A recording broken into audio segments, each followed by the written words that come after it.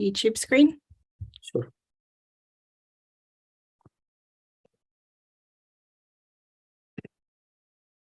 Now you see the presentation? Yes, yes. Okay, perfect. Okay, you can go ahead. Okay, hello everybody. Thank you so much for joining today for our ventilator round.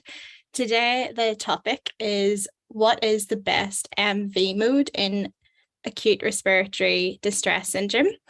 So this is an interactive session today led by Dr. Mazen Karala. He, if you don't already know, is the medical director of the Critical Care Services and associate professor at University of North Dakota. So as I said, yes, we will be discussing during this ventilator round if there is a preferred or best mode for mechanical ventilation in acute respiratory distress syndrome. Please do ask questions at any point. Don't be afraid to interrupt or unmute yourself or put your questions in the chat, which I will monitor throughout. And I will monitor the YouTube as well. The next webinar, just to remind you all now before we start about the next webinar, is on July the 12th, and that will be 9 p.m. Riyadh time, which you can register for as always by going to www.icreach.com and searching underneath the events tab. That's where you can find registration for all events. And then at the end, there will be a couple of questions that pop up for you guys to fill in feedback. Please do engage with that so Dr. Karala can review that and use it for future webinars. And just as always, we just really want to encourage you to support the channel and the website and to thank you for being here. So I'll hand over to Dr. Karala. Thank you, Jenny. So is there a best mode for ARDS? I want to remind you with the equation of motion. As you know, in order to get the air into the lungs, we need to put pressure. This pressure, if the patient is not able to provide it, the ventilator will provide it. But it could be a ventilator and patient. So on the left side, you see here a ventilator pressure and muscular pressure. So the pressure that is imposed on the lung system is a combination of the negative pressure that the patient is generating and the positive pressure that the ventilator is giving. This pressure is needed to overcome, number one, the resistance. So you can see here the airway resistance. And at the same time, the higher the flow, the higher the pressure that is needed. In addition to the resistance of the airways, we have the respiratory system, and we have the compliance or the elastance. The lower the compliance, the higher that the pressure that we need to put on the ventilator. At the same time, the volume that we get into the lungs, the higher the volume, the higher the pressure. So this equation is always equal. The pressure on the left side needs to equal the flow multiplied by the resistance of the airways plus the volume divided by the compliance. In volume control mode of ventilation, the volume and the flow are fixed. We control the volume. We set the volume on the ventilator, and we say that we want to deliver 400 ml or 500 ml with certain flow. The flow could be 30 liters, 40 liters per minute. So we set those on the ventilator. That's why we call them independent variables. Now, the dependent variable will be the ventilator pressure.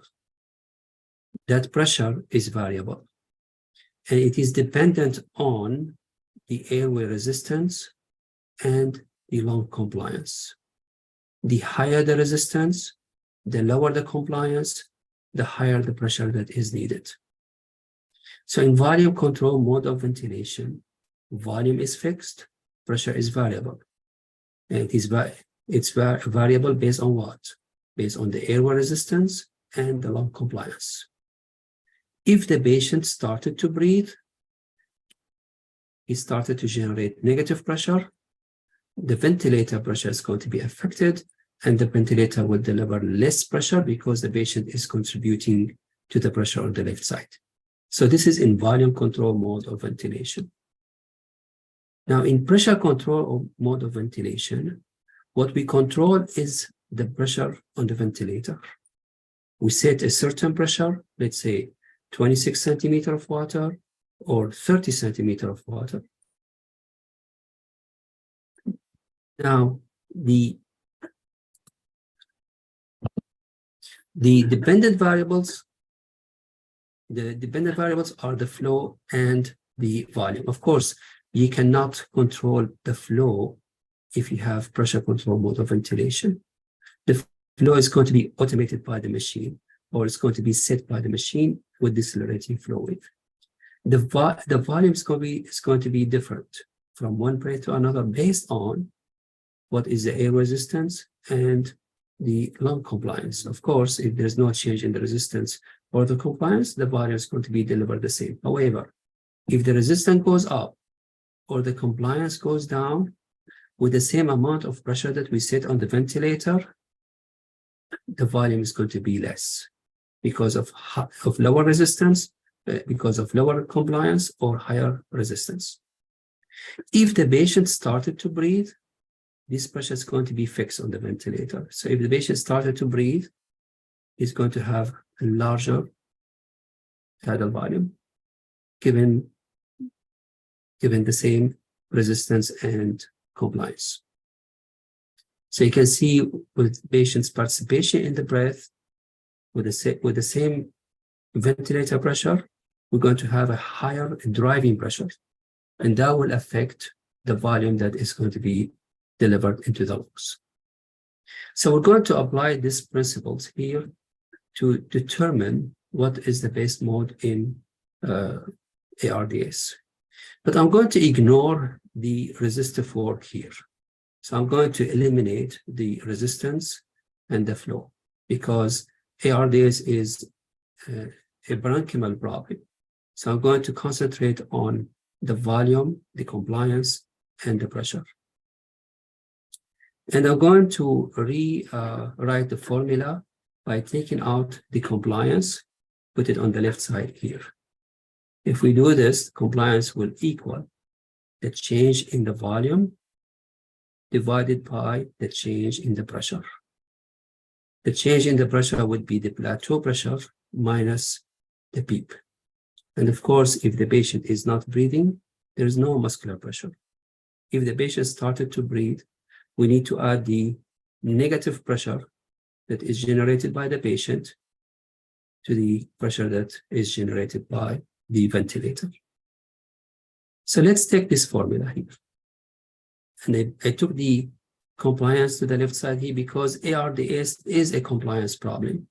ARDS is a disease that can cause a low compliance in the respiratory system. So the parameters that we're dealing with, the change in the volume and change in the pressure. And I'm going to take a patient who has ideal body weight of 70 kilos. And he has ARDS, as you see on the chest X-ray. I'm going to assume that the compliance, the static compliance for the patient is 30. So this number here is 30. And we're going to ventilate this patient. And of course, the best mode that I should use on the ventilator is the mode that provides protective lung strategy. And let me remind you with protective lung strategy, 4 elements. Number 1, tidal volume should be 4 to 6 ml per kg. Number 2, the plateau pressure should be less than 30 centimeters of water. Number 3, the driving pressure, which is the difference between the plateau pressure and the PEEP, should be less than 15 centimeters of water. And number 4, we should administer appropriate PEEP for the patient. So I'm going to take this patient and try to ventilate this patient first with the pressure control mode of ventilation. I'm going to place the patient on pressure control of 26. And the PEEP is 12 with a respiratory rate of 18 and FiO2 of 60%. I'm going to apply the same formula here. So I'm going to take the 26 and put it here. This is the plateau pressure. And then PEEP, plateau pressure 26 minus 12. That means I'm going to have a driving pressure of 14 centimeters of water. Now the compliance of the system is 30. And if you multiply 30 by 14, this pressure that I'm going to use on the ventilator is going to generate 420 ml of tidal volume. On the other hand, if I put the patient on volume control mode of ventilation, and they put the patient on tidal volume of 420, and you can see this is where is this coming from? Patient's ideal body weight is 70 kilos. Multiply by 6, that gives you 420. I'm going to use the same PEEP and the rate of 18, FiO2 of 60%. Applying the same formula here,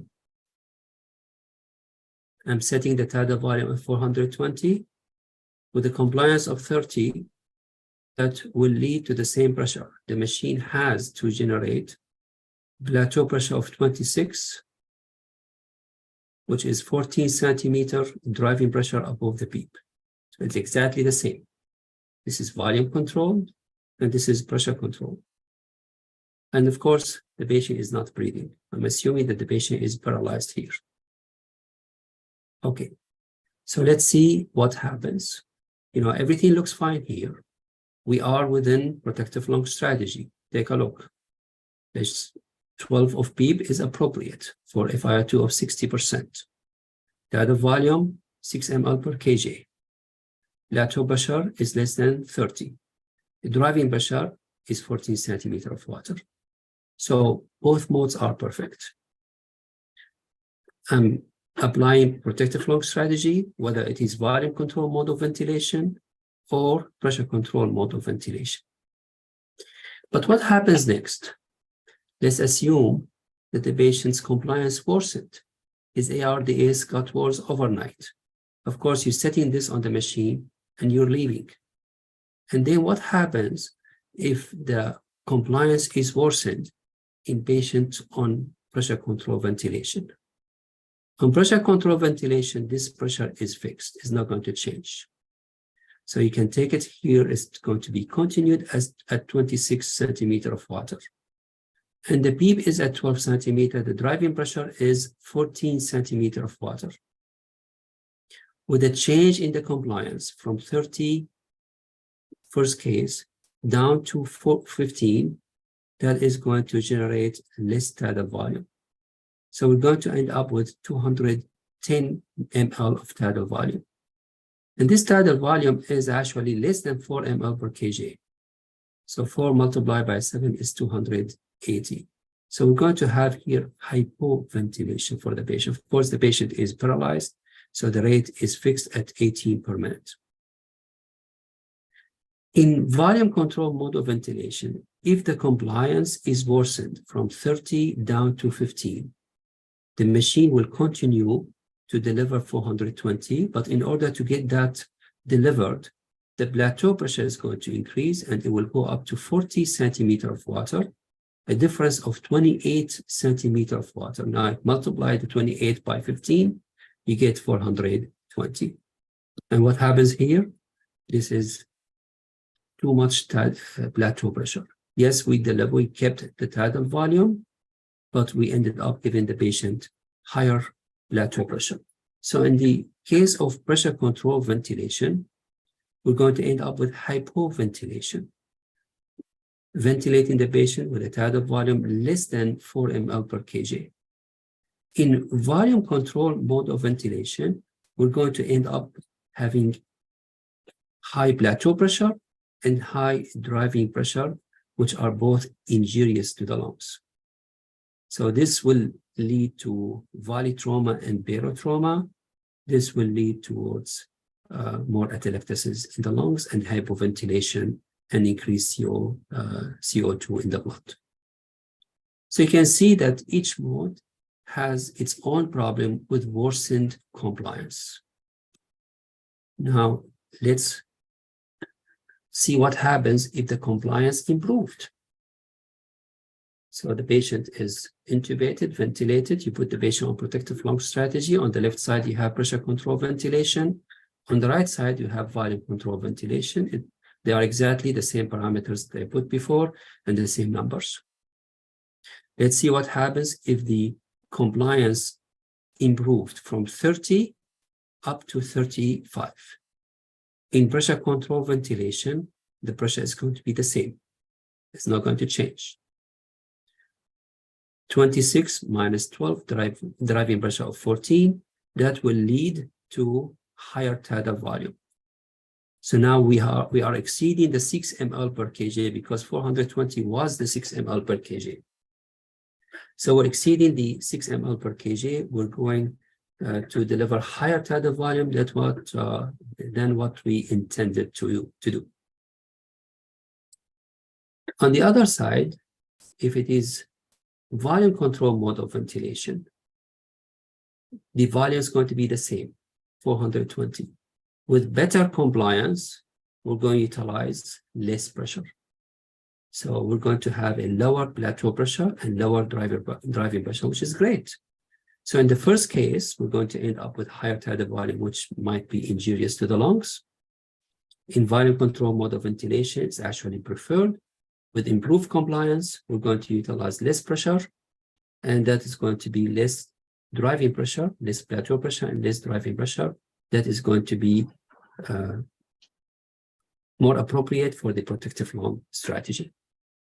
So with improved compliance, volume control mode of ventilation is going to function better.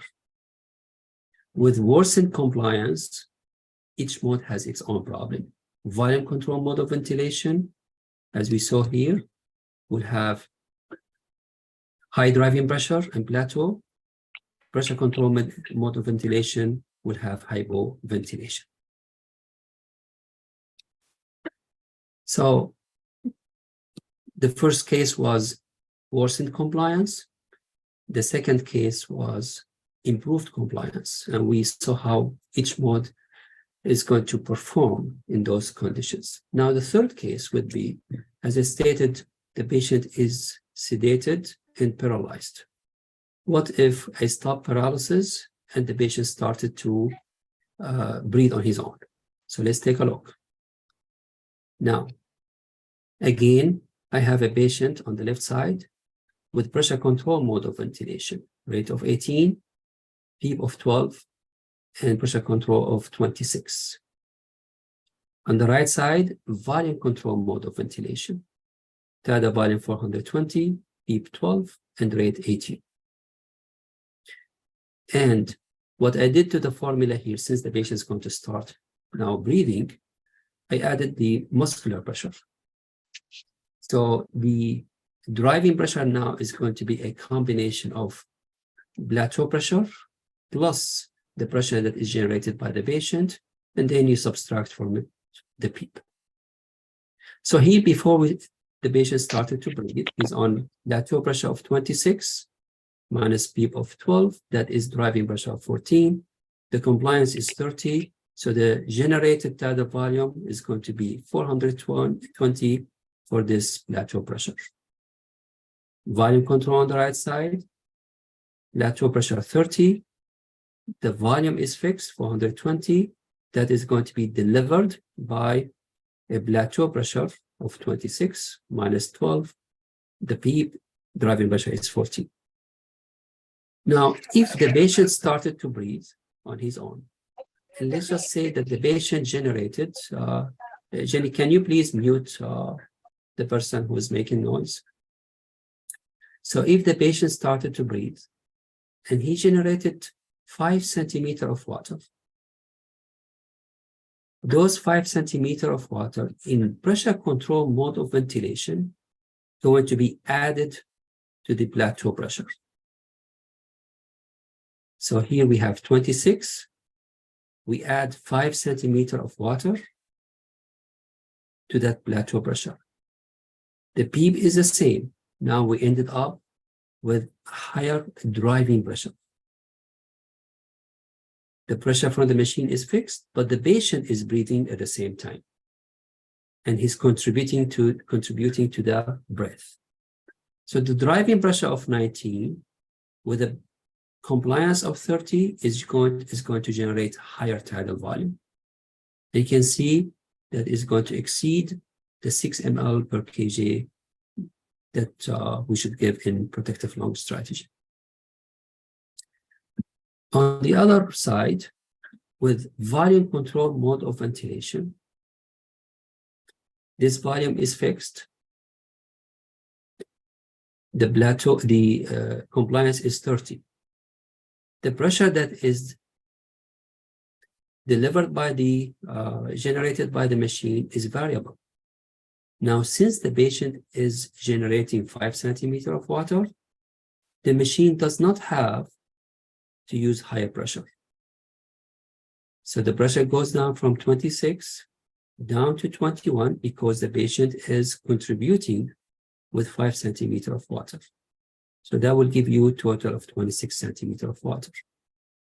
The driving pressure is going to stay the same, 14 centimeters of water, and this is coming from the machine and the patient.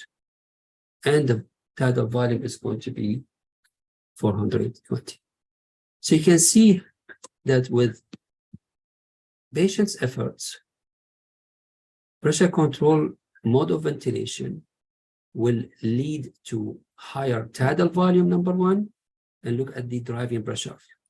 It's way higher than the 15 centimeters that we target. And volume control mode of ventilation is going to function better in those situations because the same tidal volume is going to be delivered with less pressure. Of course, I'm giving fixed number of the change in the compliance. In real ICU, you're going to see a very variable conditions, wide spectrum of changing compliance and changing whether it's going to be increased or decreased.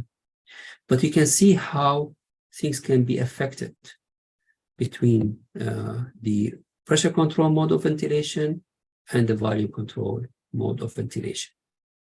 Now, what if we put the patient on pressure regulated volume control mode of ventilation and see how this is going to be different? Again, the same formula. We have the same patient with compliance of 30 and ideal body weight of 70. We put the patient on PRVC, tidal volume 420. I'm using the same numbers so you can actually be able to comprehend it easier. The PEEP is 12. Here I'm putting a pressure limit of 30 centimeters of water because with pressure regulated, I need to put that limit. Of course, you can put that limit, and we'll see it now with the simulation. You can put the pressure limit at on any mode. Rate of 18, FiO2 of 60%. So we're going to have the same thing. In order to deliver the 420, the machine is going to utilize plateau pressure of 26 to deliver the volume in this patient who has a compliance of 30. Of course, 26 minus 12 is going to be the driving pressure of 40. Now, if the compliance is worsened, went down from 30 to 15, at that time, the pressure is going to increase. But since I have a limit on the pressure, that I cannot go up higher than 30, you can see that the pressure here went up to 30. We only added 4 centimeters of water. And with this, the driving pressure increased and actually went above the 15 centimeters of water. And even with that, we could not deliver the 420 So the tidal volume was down from 420 to 270. Just multiply the 18 by the 15, we get 270. So we ended up having higher driving pressure and lower tidal volume. But the 270 is still within 6 ml, within 4 ml per kg of ideal body weight. Okay, so that is good in terms of the tidal volume, but it's not good in terms of the driving pressure. Of course, I have a range for you here, 15 to 18. So we prefer lower than 15. The lower the driving pressure, the better. Now, I would say that above 15 is something that we don't like to see. Now, if the compliance improved, that tidal volume 420 is going to be delivered with less pressure. You can see here the plateau pressure went down from 26 to 24. And the driving pressure is improved. So this is something that is going to be very good in terms of protective lung strategy. The third condition, if the patient started to breathe on his own. So if the patient started to breathe, it's going to add pressure to the plateau pressure. So we don't have to utilize this pressure from the ventilator. The ventilator pressure is going to go down from 26 down to 21. 21 plus 5, that's going to be 26, minus 12, that's driving pressure of 14, and that's going to be causing tidal volume of 420. So this is something good. So you can see with PRVC, majority of the conditions would be actually compatible with protective lung strategy. You need to keep an eye on that driving pressure and make sure, yes, the plateau pressure here did not go above 30, but the driving pressure went above 15 centimeters of water. So before we go into simulation to see all this again, you have any question?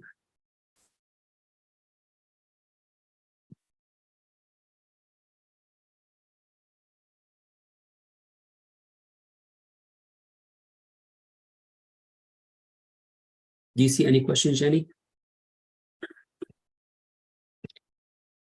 So in the chat box, Rita is asking about how to measure compliance.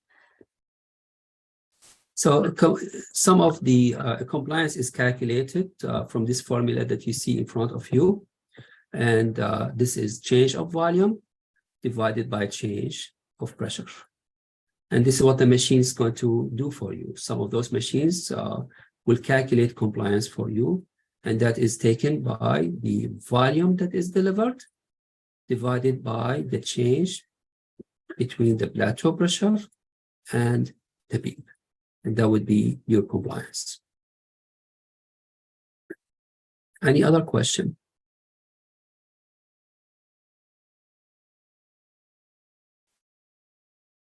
Other question, Doctor, as my colleague said, actually, which compliance will be the static one or dynamic one?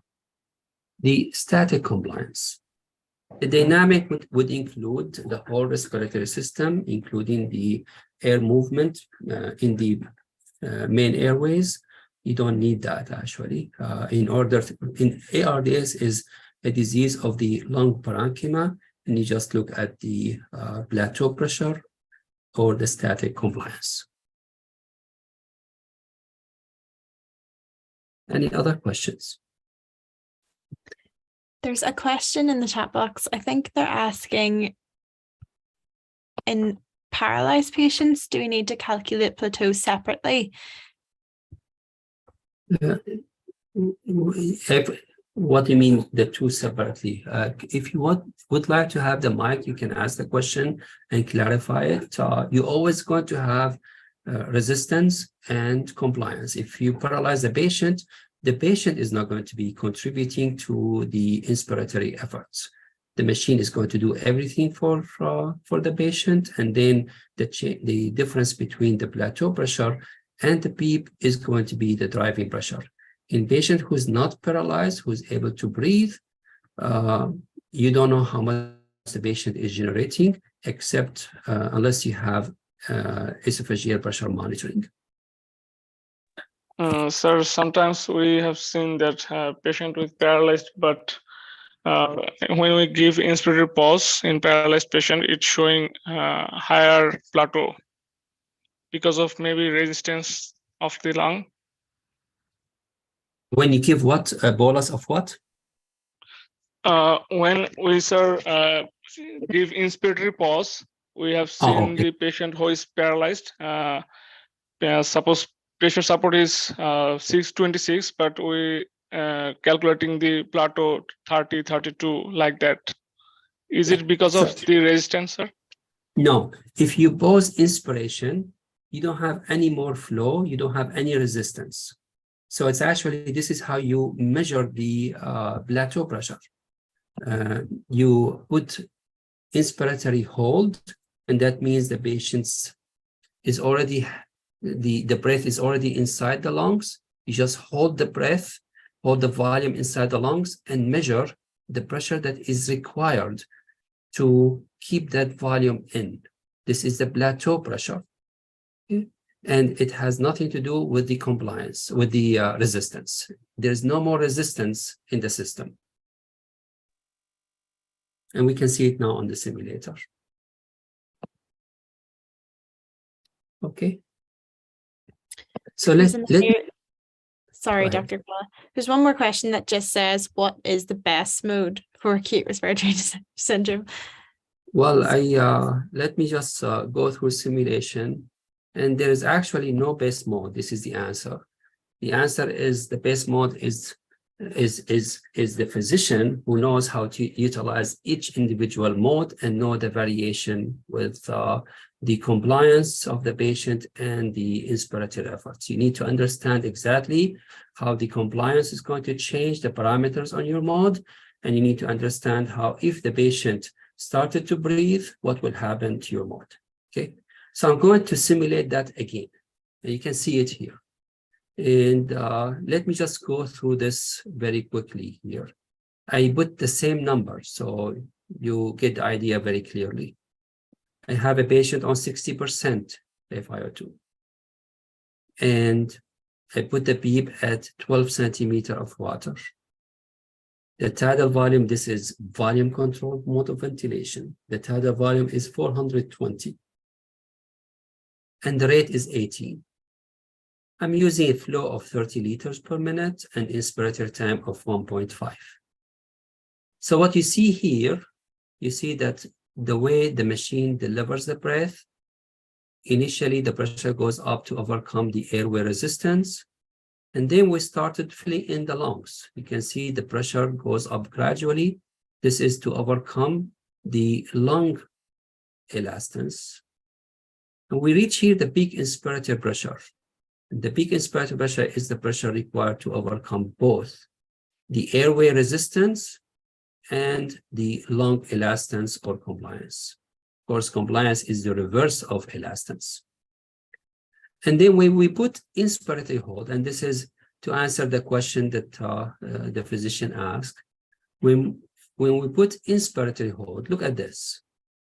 Why there's inspiratory hold in the system? Because we can deliver the 420 ml with a flow of 30 liters in about less than one second, but inspiration is still 1.5 seconds. So the rest of the time is going to be an inspiratory hold.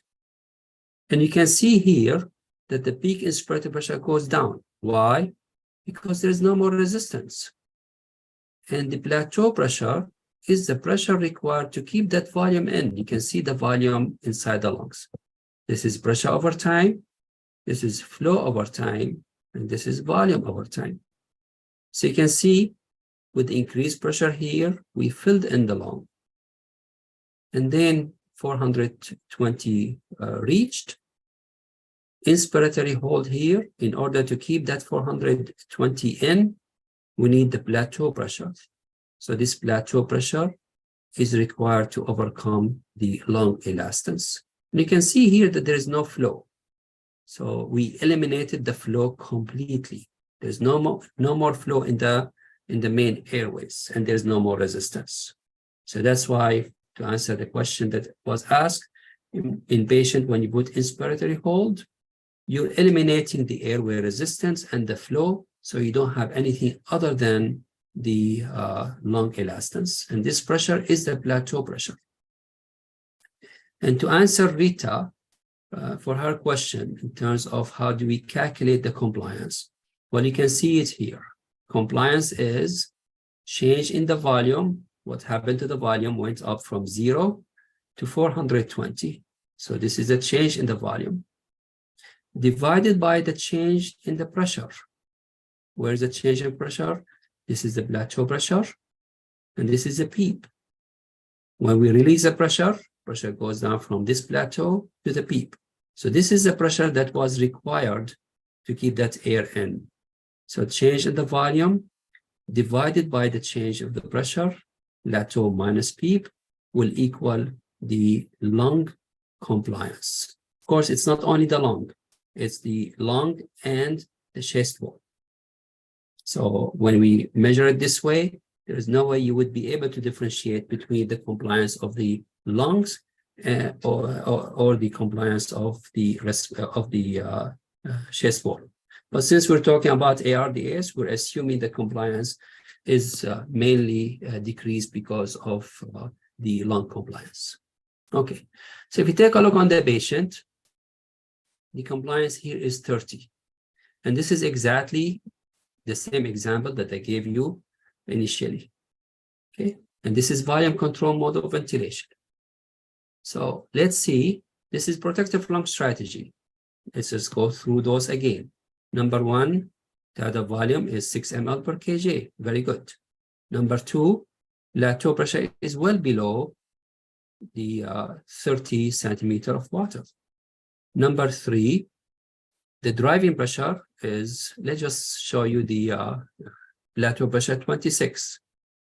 Okay, and the PEEP is 12, so the driving pressure is 26 minus 12. That's 14 centimeter is below 15, which is great again. And number four is PEEP of 12 is appropriate for FiO2 of 60%. So we're doing fine. Now, this is volume control. What happens if, let me just do something first so we can simulate it nicely. What happens if the compliance is decreased? I'm going to decrease the compliance to 15 exactly as in our example. So again, I'm going to freeze it for you so you can see. Okay, so the machine will intend to deliver the 420 because it's a volume control. Okay. And how does the machine do this? It will utilize more pressure. So you can see that the pressure went up, the plateau pressure went up to 40. So if I did not have any limit on the pressure will go up to deliver the 420. So volume control will be very bad mode to use in ARDS. Why? Because we are breaching the protective lung strategy. This pressure is injurious to the lungs and it will not benefit the patient. Okay, so what should you do? In such patients, if you're using tidal volume of 420, you need to limit the pressure. You need to make sure, let's just go back. This is how we started. We started at 30, at compliance of 30. So everything looks fine here. So if you leave this patient and go, and you're thinking that this patient is doing protective lung strategy, and you don't limit the pressure, you may come next day and find out that your patient's pressure is 40. And this is above the protective lung strategy. Why? Because you did not limit the pressure. You did not observe what happened with the patient. So this mode is not good mode for ARDS if you don't do this. Now, you may say, well, let me just limit the pressure, and you can actually put an alarm limit, and let's just limit at 32. Okay, so yes, Let me just go back to compliance of 30. This is how you left the patient. Okay. And you're delivering 420, rate of 18. Okay. And look at the minute ventilation, 420 multiplied by 18 is around 7 liters. Okay. So if compliance worsened, this goes down to 15. Take a look on what happens. Well, the pressure does not go higher than 32. See, it's limited now. We stop at 32. Okay. So as a result, you're not delivering the volume. So this is now similar to pressure control because you're limiting the pressure. It's the same thing. And you ended up with less tidal volume. And if the patient is paralyzed, he's going to have hypoventilation. His minute ventilation is going to go down. Now it's going to go gradually down, 300 multiplied by 18. You can see that the minute ventilation is going down. Okay, so you end up with hypoventilation. Okay. So you need actually to monitor that patient, and this is something that you need to come and visit, or you need to tell the nurses, because you're going to have an alarm here. It tells you airway pressure high, and the nurse should actually call you. It tells you that the airway pressure is high. The volume is not delivered anymore. What do you want to do?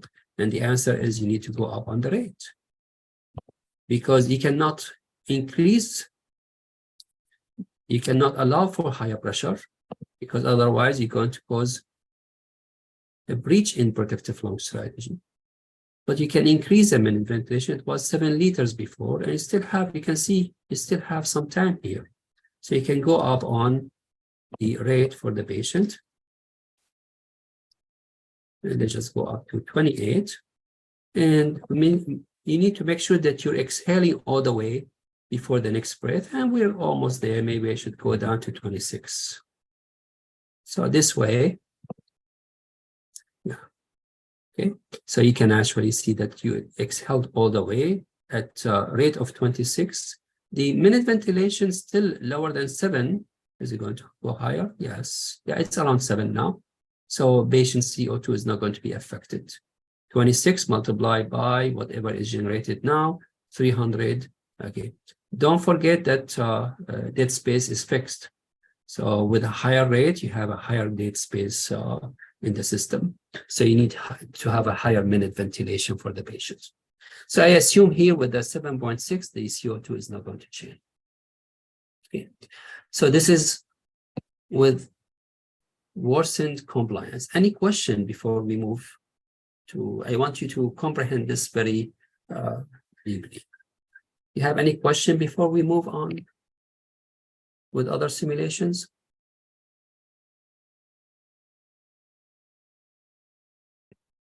There is a couple of questions in the chat box here. One is asking, is there a protocol or range to set flow in volume control mode specifically? So the flow in volume control mode of ventilation will determine the inspiratory flow time. It determines how much time is going to be spent in inspiration with active. Let me just simulate that for you so you can understand it. And let me go back to the 30 so we don't get so much changes. Okay. Okay. So this is, now we have 420. And let me just make this 500 for you so you can see it and calculate it easier.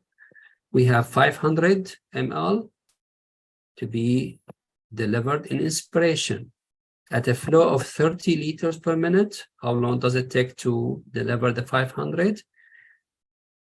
It's going to be 1 second. And you can see that here. A flow of 30 liters per minute. If we have inspiration for 1 minute, we're going to deliver 30 liters.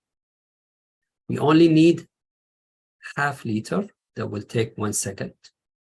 So that's why the inspiratory flow time, this is the inspiratory flow time. Start of the flow, end of the flow. This is 30 liters per minute. To deliver half liter, or what we need is 1 second. Now, inspiration did not end 1.5 second. So the last 0.5 second is a pause time, and the flow goes down to 0. Now, you can play with this flow the way you want. You can deliver it faster. You just double it. Look at what happens.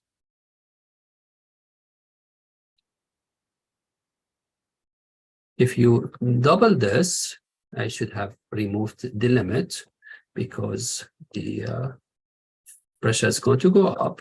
And this is related to the flow. So you can see here how the flow is doubled.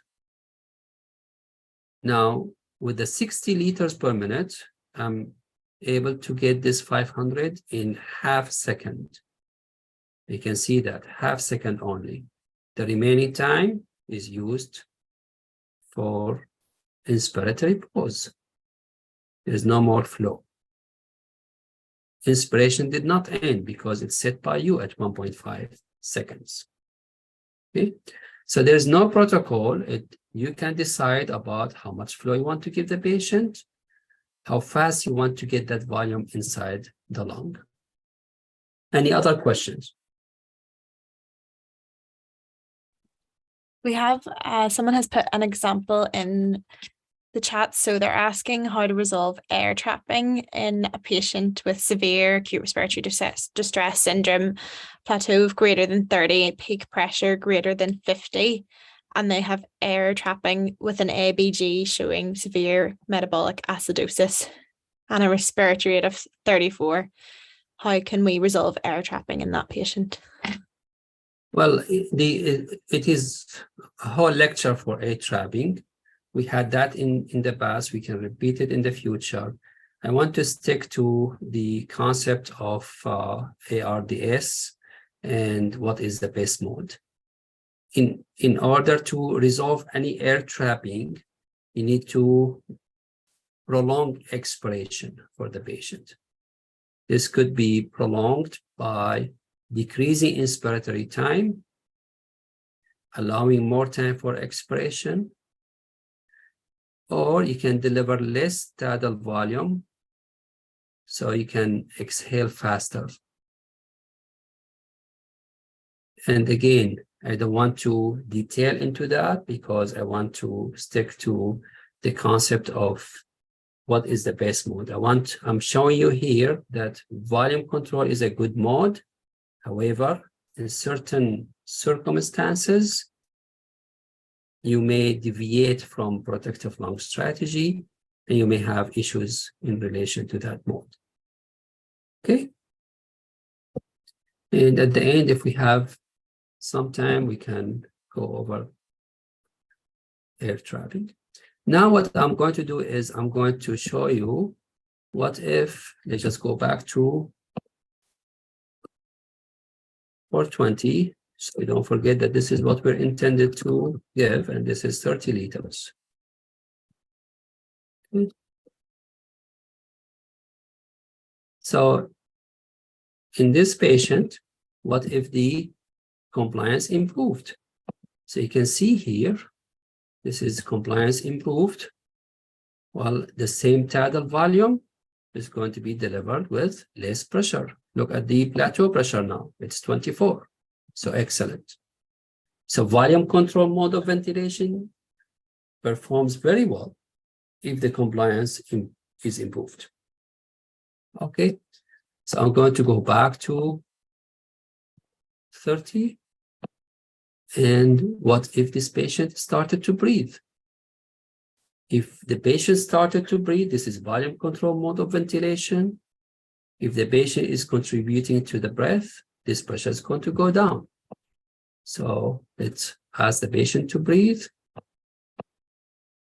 and see what happens. So he's got some strength. Look at this. Pressure went down. Same tidal volume with lower pressure.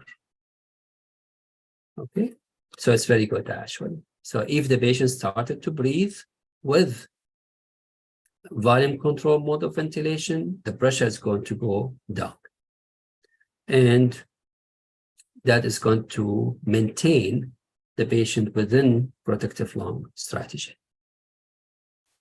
So let me go back and change to pressure control mode of ventilation, and then open it again for questions. So I'm going to put the patient on pressure of 26. The PEEP is 12, rate of 18, and see what happens. Look at this. I gave you the same number, so you don't get confused. This pressure of 26, with the compliance of 30 is giving you a tidal volume of 418, similar to volume control. But what are we controlling here? We're controlling the pressure.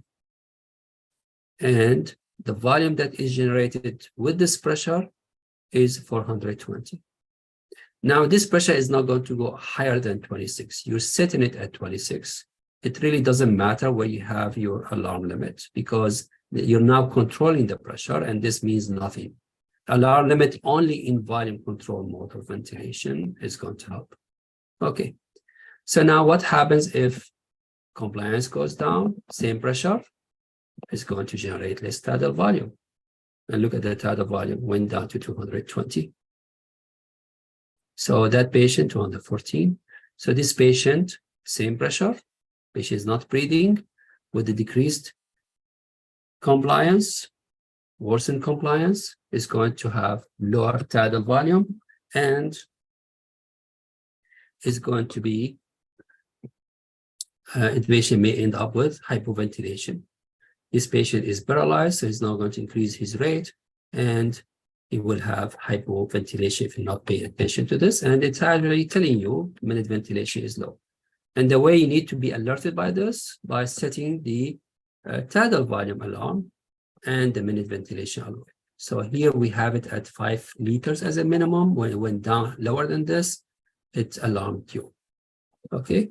And the way you deal with this, actually, you can still go up on the pressure because you're not at the limit of the protective lung strategy. You can increase the pressure a little bit. You can go up to 29 or 30, and you can increase the rate for the patient to compensate for the lower minute ventilation. Okay.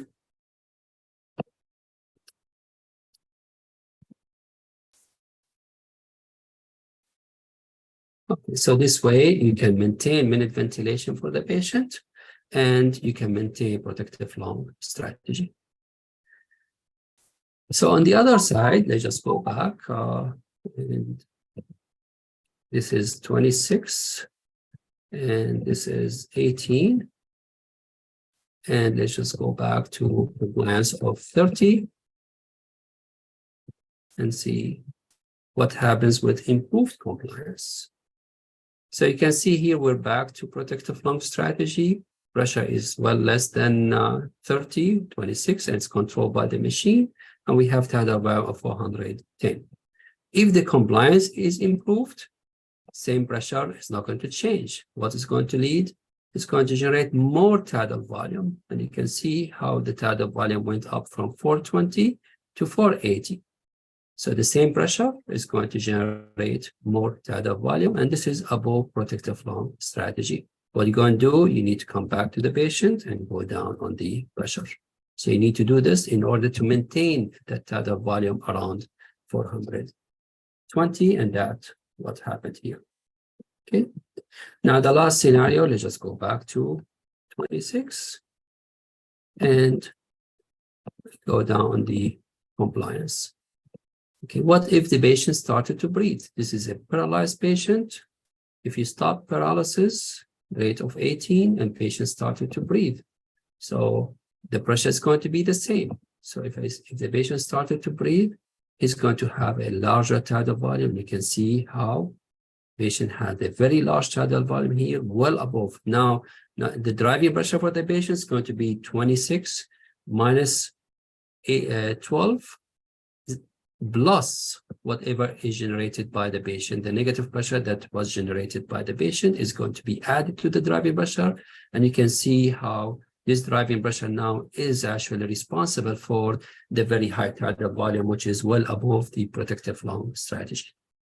Okay, so this way I simulated both pressure control and volume control. And let's just simulate PRVC and see if it is different. And now you understand the idea. There is no best mode, actually. You need to know the condition of the patient and how is it changing, and you need to adjust and put the alarm limits and the settings on the ventilator in a way that are more suitable for the patient's condition and potential changes over time with the patient's condition. So, Dr. Mazen, which is worse for the patient? Is it the high volume or the high pressure? well, they both bad. You don't want either one. You don't want to give the patient more tidal volume, nor you want the patient to give the patient more pressure. So I don't like both. I don't like pressure more than I don't like volume. So, but essentially you need to make sure that your patient is not getting higher tidal volume, nor is getting higher pressure. Yes. Thank you. You're welcome. So now, what if you have a patient on PRVC? Let's just put the patient back. PRVC, of course, it's a volume control mode of ventilation. And you need on Dragger, you need to activate it by going to the auto flow. So let's just activate it here. And now we have PRVC. You can see the auto flow here. PRVC meaning that now we are regulating pressure. So it is actually, you're combining both together, pressure and volume, but it is still volume control mode of ventilation. And let's see how. Look at the alarm limit. I'm putting it at 40 here, just for demonstration. But look at the waves. It looks like pressure controlled wave. So this is similar to the pressure control. The pressure that is utilized to deliver the 420, take a look on it, is 26. It's exactly the same. It's the same thing. The compliance is 30. So of course, we're going to utilize pressure of 26. Okay, with a compliance of 30, that is going to generate 420. And this is what is set on the machine. So this is a volume control. However, it is delivered with the pressure waves. Okay. Now, let's just start with going down on the compliance. So the compliance goes down to 15. What happens? That same pressure is not going to deliver the volume. So we need to go up. And the way we go up is gradual. So as you see, it went up gradually, 2 to 3 centimeters each breath. You can see how we're going up in order to get into the tidal volume of 420. But the pressure will stop going up. It will stop at 5 centimeters below the alarm limit. So that's why it did not go up any higher. But you're already above 30 centimeters of water. In other words, your alarm limit should be lower. So in order to stay within protective lung strategy, I needed to go down on the alarm limit. I should set it at 35 or 36, so it won't go up more than 31 centimeters of water. And you can see how now the pressure is set here at 31 centimeters of water. But of course, that's going to generate less tidal volume. So it is actually combining both volume control and pressure control. So that's why now pressure is limited. It cannot go up higher than 31. With worsened compliance, the volume is going to be less. We're still delivering 4 ml, but minute ventilation is decreased. And if you have the minute ventilation alarm set, it can alert you that the minute ventilation is low, and then you can increase the rate for the patient in order to increase the minute ventilation. So you can see here that alarm limit, the alarm is now for the minute ventilation that is low, and now you can go up on the rate and adjust it in a way that you can provide more minute ventilation for the patient. If this patient started to breathe, what will happen? Well, this pressure is going to be added here, so the pressure delivered by the machine is going to go down. So I'm not sure if the simulator will show this, but now we have the patient breathing at the same time. The pressure is, it's not showing it very nicely actually. So, but the idea is very clear that if the patient started to breathe, the pressure is going to go down gradually. This is a simulate. It did not go down actually the way I expected. So let's just eliminate the spontaneous breathing. All right. Any question?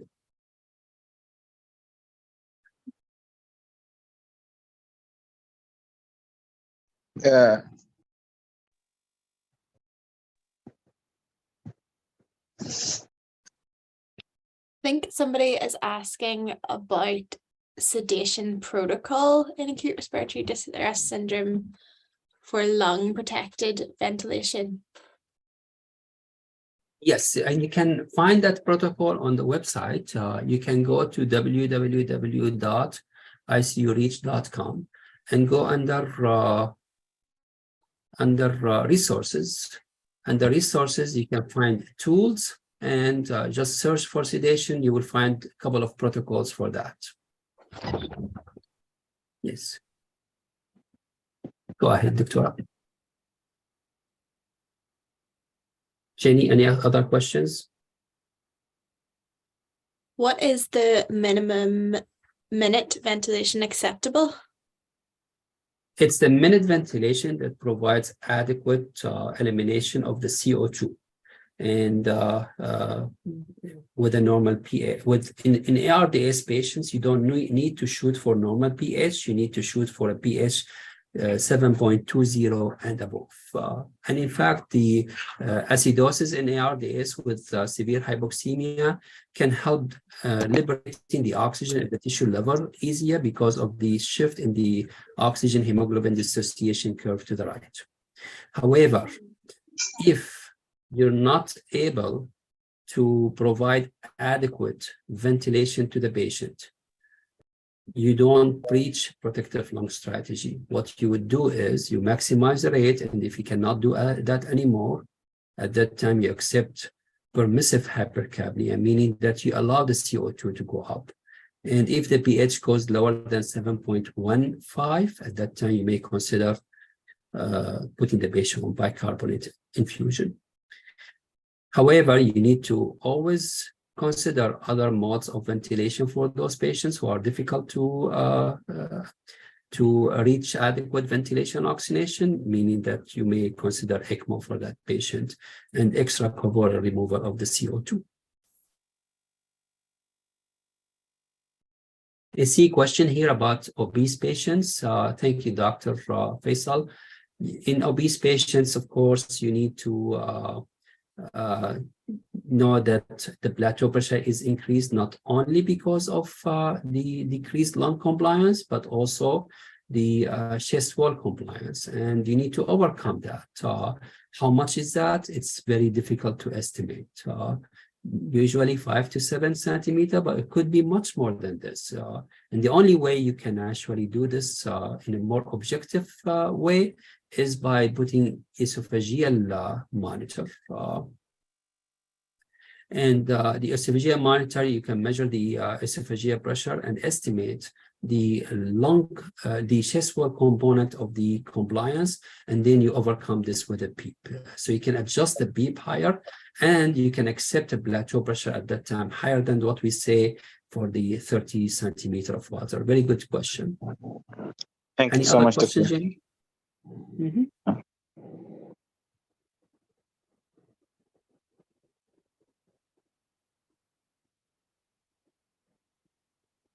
Doctor, I have a small question.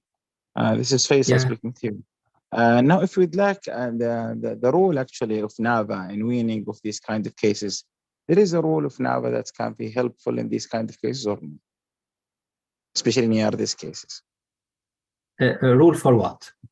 NAVA. I'm sorry, say that again. NAVA? Did you say NAVA? Yeah. Well, NAVA is spontaneous mode. You need to have, a patient needs to initiate the breath himself. Yes, you can, in mild ARDS, if you're not going to paralyze the patient, you may utilize NAVA or PAV for ARDS patients, and it's been studied actually. So, but you need to know the specifications of the mode, how things can be different, and you cannot paralyze the patient. And I think there are a couple of sessions about NAVA and PAV. By the way, for those people who are attending, go to the webinar tab on the website, and you can go through previous sessions, and we talked about that. I see a question here in the chat box, and is APRV mode an option for ARDS patient? Yes, it is. However, you need to know, and let me just simulate that for you very quickly, because I was I was planning to talk about APRV, but I found that there is not enough time actually, but let me just do it quickly. And with APRV, what we do is we give a very long inspiration. Let's just do 4 seconds for now, and we do very short expiration. And let's just do 1 second for now, and just show you what happens with this patient. I'm going to go up on the pressure to 26, which is similar to what we were, and I'm going to go down on the below to 0. And this is the APRV. Okay, so you can see pressure goes up to 26 for 4 seconds, and then goes down to 0 for 1 second. But I already noticed that in this patient, what was the compliance? Or let me go to 30. So let's start with 30 and see. All right. So this is the same patient that we put initially. 26 for 4 seconds. Expiration. Okay, what's the problem? Look at this. You're exhaling all the way. Where's your beep? None. So what does that mean? Every time we open the lung and close completely, atelectatic trauma, collapse. Okay, so in fact, this is a very low, very prolonged TLO. We need to cut this down in the middle. Let's go to 0.6. Okay, so now we have inspiratory, excellent, or about 40%, 40. You need to have expiration, the shorter expiration in this patient, the higher PEEP. And now this is actually dynamic hyperinflation. This is auto PEEP. And that's what we need, the auto PEEP. We don't know exactly how much. We're estimating that this could be around 10 to 12, okay, around 40. Okay, if you want more PEEP, just shorten it down. Okay, make it 0.5 seconds. This is, now it's going to be cut here, and this is going to be generating more auto PEEP. And that's how we're keeping the system open. Look at this, 50 to 60%, very acceptable. Okay, now what happens to this patient if the compliance goes down to 15, like what we did with the other patients? Look at this. Now it's going to, look at this, he lost it. He lost the whole PEEP. So that's why APRV is the mode for ARDS, but only if you know how it changes with time. If there's a change in the compliance, look at this. He lost the auto PEEP, and this patient is, every time you inflate here, collapses. But he collapses like around how many? 13 times per minute. It's not good. Okay. For this patient, you need to keep an eye on that expiratory flow and make sure that you keep some auto PEEP in the system. So in this patient, you should go down even further down on the expiratory time, so you can cut it in the middle and provide some auto PEEP for the patient. Okay. Any other questions? Should we practice lung recruitment maneuver in ARDS, and how we proceed? Again, there's Dr. Farhat, thank you very much. Lung recruitment did not improve outcome for those patients. You can do lung recruitment in certain conditions. If the circuit is disconnected and you lost the PEEP, patient collapsed, you can try lung recruitment for those patients. In extreme certain situations, yes, but in general, lung recruitment does not change outcome. It may be associated with some other complications, such as pneumothorax and hemodynamic instability. Do you have any other questions?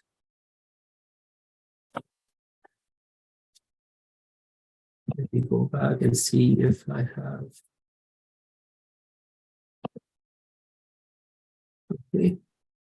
When to use APRV mode in ARDS? Should we use it?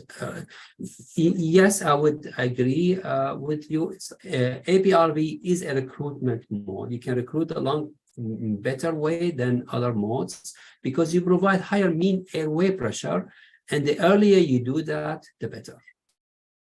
Do we have mode monitored driving pressure and minute ventilation? Well, driving pressure, you need to keep an eye on it. Some of the ventilators can actually give you that. Minute ventilation can be monitored, and you can put an alarm limit for it. Okay, it looks like we answered all the questions. If there are no more questions, we can end this and appreciate your participation.